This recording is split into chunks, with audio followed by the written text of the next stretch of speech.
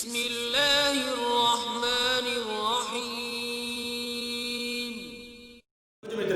جانوروں کے حوالے سے یہ بات کہی ہے کہ جانوروں کے اندر شعور ہے، جانوروں کے اندر احساس ہے، جانوروں کے اندر چیزوں کو جاننے کا احساس ہے۔ جہاں تک ان کی اپروچ ہے، جہاں تک ان کے پہنچنے کی صلاحیت ہے، وہاں تک وہ پہنچتے ہیں اور اس کی قدر کرتے ہیں اور اس کا احساس رکھتے ہیں۔ وَإِن مِّن شَيْءٍ إِلَّا يُسَبِّحُ بِحَمْدِهِ وَلَٰكِن لَّا تَفْقَهُونَ تَسْبِيحَهُمْ، یہ اس کی نشانی ہے، یہ اس کی دلیل ہے۔ نمبر 2، یہ آیت کریمہ جس میں والد صاحب نے پتھروں کی 3 قسمیں بیان کی گئی، یہ احساس اور اس شعور کی نشانی ہے، یہ اس کی دلیل ہے کہ پتھروں کے اندر بھی شعور ہے، احساس ہے کہ ان کے اندر چیزوں کو جذب کرنے کی یا چیزوں کی اثر کو قبول کرنے کی صلاحیت موجود ہے، اور اس کا وہ اظہار بھی کرتے ہیں، پتھر اظہار بھی کرتے ہیں۔ لیکن انسان ہے کہ جب وہ انسانیت سے گر جاتے ہیں اور جانور بن جاتے ہیں، جانوروں سے بھی بدتر بن جاتے ہیں، پھر ایسی صورت میں یہ انسان شعور بھی نہیں رکھتے، احساس بھی نہیں رکھتے، یہ جانوروں سے اسی لیے بدتر ہے، جانوروں سے اسی لیے بدتر ہے کہ ان کے اندر احساس اور شعور ختم ہو جاتا ہے۔ تو جب انسان میں سے شعور اور احساس ختم ہو جائے تو پھر وہ انسان کہلانے کے قابل نہیں ہوتا، بلکہ وہ جانور کہلانے کے بھی قابل نہیں ہوتا۔ بات سمجھ گئی جی؟ تو یہ یہاں فرمایا گیا ثم قست قلوبکم من بعد ذلک فہی کالحجارۃ او اشد قسوہ، پھر اس کے بعد تمہارے دل سخت ہو گئے۔ کس کے بعد؟ نمبر 1، وہ واقعہ جو تمہاری آنکھوں کے سامنے ہوا کہ ایک مقتول کو گائے کے یا بیل کے گوشت کا ٹکڑا لگایا گیا تو وہ زندہ ہو گیا۔ بیل یا گائے کے گوشت کا کون سا ٹکڑا تھا؟ بعض حضرات نے کہا کہ زبان تھی، بعض حضرات نے کہا کہ 2 کندھوں کے درمیان والا حصہ تھا، بعض حضرات نے کہا کہ ریڑھ کی ہڈی کے ساتھ جو ملحق حصہ ہے وہ تھا، بعض حضرات نے کہا ہے کہ اس کے پاؤں تھے، بعض حضرات نے اس کے حوالے سے جو پنڈلی کا ذکر کیا ہے، بعض حضرات نے دل کا ذکر کیا ہے۔ مختلف اقوال ہیں، لیکن یاد رکھیے قرآن مجید کا مقصد یہ چیزیں بیان کرنا ہے۔ قرآن مجید کا بنیادی مقصد کیا تھا؟ قرآن مجید کا بنیادی مقصد یہ اس سے نصیحت دینا، موعظت پیدا کرنا کہ اللہ مردوں کو زندہ کرنے کی پوری قدرت رکھتا ہے، بس یہ بات بتانی تھی اور وہ اللہ نے کر کے دکھایا۔ یہی بات اب یہاں پر اسی کی طرف اشارہ کیا جا رہا ہے، من بعد ذلک، اس مردے کے زندہ ہو جانے کے بعد تمہیں تو نرم دل ہو جانا چاہیے تھا، توبہ طائب ہو جانا چاہیے تھا، شرمندگی کا احساس کرنا چاہیے تھا، ندامت کا اظہار کرنا چاہیے تھا، لیکن نہیں، تمہارے دل اس کے بعد مزید سخت ہو گئے۔ کیسے سخت ہوئے؟ فَهِيَ كَالْحِجَارَةِ أَوْ أَشَدُّ قَسْوَةً، وہ پتھروں کی طرح سخت ہو گئے یا پتھروں سے بھی زیادہ سخت ہو گئے۔ بس مجھے وَإِنَّ مِنَ الْحِجَارَةِ لَمَا يَتَفَجَّرُ مِنْهُ الْأَنْهَارُ، اور پتھر تو بعض ایسے ہوتے ہیں کہ ان میں سے چشمے پھوٹ نکلتے ہیں۔ جیسے میں نے عرض کیا کہ پہاڑی علاقوں میں آپ جائیں تو پتھر میں سے پانی رس رہا ہوگا، چشمے پھوٹنے کا مطلب یہ۔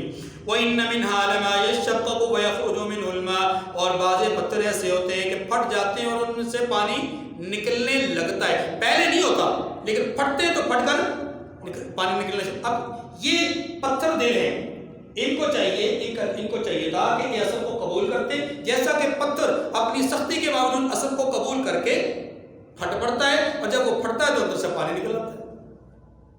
اور اس کی مثال ان کے لیے تو کوئی بعید بات تھی نہیں، ان کے لیے تو کوئی مشکل بات تھی نہیں، ان کے سامنے خشک پتھر ہے پڑا ہوا ہے، اس کے اوپر موسیٰ علیہ السلام عصا مار رہے ہیں، 12 چشمے پھوٹ رہے ہیں، پتھر پھٹ رہا ہے، 12 چشمے پھوٹ رہے ہیں، یہ ان کے سامنے ہے ساری مثال۔ ان کو تو سمجھنا ان کے لیے کوئی مشکل ہی کام نہیں تھا، لیکن ناہنجار اس بات کو بھی نہیں سمجھ سکے کہ وہ پتھر ہم سے زیادہ بہتر ہے، اس لیے کہ اس نے نبی کی طرف سے ضرب کو قبول کیا، اللہ کے حکم کو قبول کیا، اور ہم ناہنجار ہیں کہ ہم اللہ کے حکم کو بھی نہیں مان رہے، نبی کی تعلیمات کو بھی نہیں مان رہے، ہمارے دل نرم نہیں ہو رہے۔ وَإِنَّ مِنْهَا لَمَا يَهْبِطُ مِنْ خَشْيَةِ اللَّهِ، اور بعض ایسے ہوتے ہیں کہ اللہ کے خوف سے گر پڑتے ہیں۔ میں نے عرض کیا کہ پہاڑوں کے اوپر آپ اگر دیکھتے ہیں یہ جو لینڈ سلائڈنگ ہم ایک لفظ استعمال کرتے ہیں، اور اس میں کیا ہوتا ہے، اوپر سے مٹی کے تودے گر رہے ہیں، پہاڑوں کے اوپر سے جو بڑی بڑی چٹانیں اور پتھر گر رہے ہیں۔ یاد رکھیے یہ پتھر اپنی مرضی سے نہیں گرتے،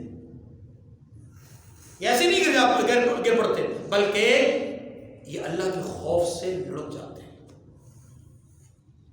اللہ تبارک و تعالیٰ جو احکامات کائنات میں جاری فرماتے ہیں وہ دو طرح کے ہوتے ہیں، ایک احکامات تشریعی اور دوسرے احکامات تکوینی۔ تشریعی احکامات کے مکلف انسان اور جنات ہیں، انسان اور جنات تشریعی احکامات کے مکلف ہیں۔ کیا مطلب؟ یہ چیز ناجائز ہے، یہ چیز جائز ہے، یہ حلال ہے، یہ حرام ہے، اسے کرنا ہے، اسے نہیں کرنا، یہ سارے معاملات میں وہ کیا ہے؟ تشریعی احکامات ہیں۔ یہ افضل ہے، یہ ادنا ہے، یہ مستحب ہے، یہ مباح ہے، یہ واجب ہے، یہ فرض ہے، یہ سارے احکامات کس کے لیے ہیں؟ انسانوں کے لیے ہیں، بات سمجھ میں آ گئی ہے۔ لیکن انسانوں اور جنات کے علاوہ جتنی مخلوقات ہیں ان مخلوقات کے لیے تشریعی احکامات نہیں ہوتے، ہاں ان کے لیے اگر احکامات ہوتے ہیں تو وہ تکوینی احکامات ہوتے ہیں۔ تکوینی احکامات کا مطلب کیا ہوتا ہے؟ تکوینی احکامات کا مطلب یہ ہوتا ہے جیسے انسان کے لیے بھی بعض احکامات تکوینی ہوتے ہیں۔ مثال کے طور پر انسان کے لیے حکم ہوتا ہے اس کی زندگی کے خاتمے کا، یعنی مرنے کا جو حکم ہوتا ہے وہ تکوینی ہوتا ہے کہ مر جا۔ اب جب حکم آ گیا تو مر جا، اب انسان کو اختیار نہیں ہوتا کہ انسان مرے یا نہ مرے۔ تشریعی احکامات میں اس بات کا اختیار موجود ہوتا ہے، اس بات کا اختیار انسان کے پاس موجود ہوتا ہے کہ وہ حلال کو اپنائے یا حرام کو اپنائے۔ ہاں انجام کار کے اعتبار سے اس کو وہ انجام بھگتے گا، لیکن فی الوقت دنیا کے اندر رہتے ہوئے اسے جائز اور ناجائز دونوں کرنے کا اختیار ہے، حلال اور حرام دونوں کرنے کا اختیار ہے، کفر اور اسلام دونوں میں سے جس کو چاہے اختیار کرے، اختیار موجود ہے۔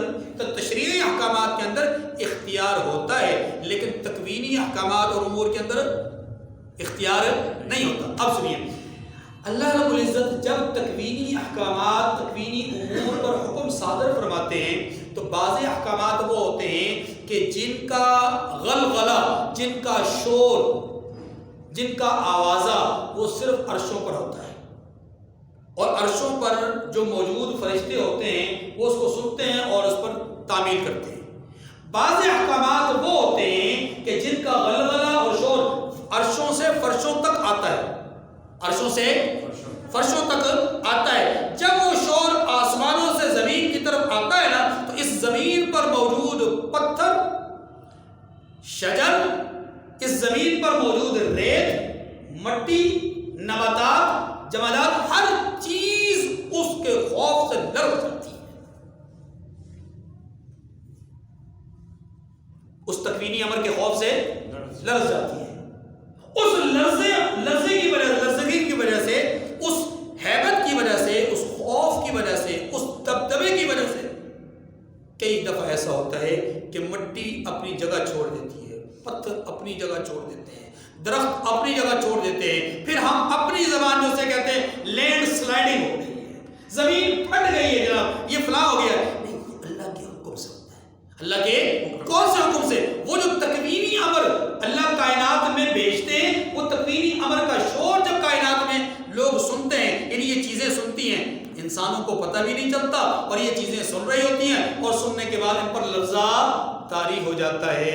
آپ دیکھتے ہیں کہ ابو جہل کے ہاتھ میں پتھر ہیں، ابو جہل کے ہاتھ میں پتھر ہیں، کنکریاں ہیں۔ رحمت کائنات سے پوچھتا ہے اے محمد میرے ہاتھ میں کیا ہے؟ رحمت کائنات کا جواب دیتے ہیں میں بتلاؤں کہ آپ کے ہاتھ میں کیا ہے، یا آپ کے ہاتھ میں موجود پتھر بتلائیں کہ میں کون ہوں؟ بتلا بھی دیا اور ساتھ اگلی بات بھی کر دی، اس سے اگلا اسٹیپ بھی بیان کر کہ یہ بتا دیں کہ میں کون ہوں۔ اس نے کہا یہ کیسے ہو سکتا ہے؟ اللہ کے رسول نے اشارہ کیا پتھروں کو کہ بتلاؤ میں کون ہوں؟ انہوں نے جواب دیا اشہد ان لا الہ الا اللہ واشہد ان محمد واشہد انک رسول اللہ، اور ہم گواہی دیتے ہیں کہ آپ اللہ کے رسول ہیں۔ تو پتھر بھی اثرات کو قبول کرتے ہیں، تو یہ اس لیے فرمایا گیا وَإِنَّ مِنْهَا لَمَا يَهْبِطُ مِنْ خَشْيَةِ اللَّهِ، اللہ کے خوف سے لرز کر گر پڑتے ہیں۔ وَمَا اللَّهُ بِغَافِلٍ عَمَّا تَعْمَلُونَ، زبردست جملہ ہے یہ، لرزہ پر اندام کر دینے والا جملہ ہے، یہ انسان کو جھنجھوڑنے والا جملہ ہے۔ انسان اگر یہ سمجھے کہ میں تنہائی میں بیٹھ کر کے جو مرضی کر لوں مجھے دیکھنے والا کوئی نہیں، اللہ کہتے ہیں نہیں، وَمَا اللَّهُ بِغَافِلٍ،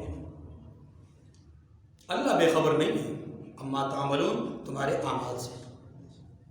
اللہ تعالیٰ مجھے اور آپ کو اپنی انابت اور اپنی طرف رجوع اور اپنا خشوع، اپنی خشیت اور اپنا خوف اور دبدبہ اور رعب ہمارے دل میں پیدا فرمائے. آخر دعوانا الحمدللہ رب العالمین وصلی اللہ علی نبی الأمی.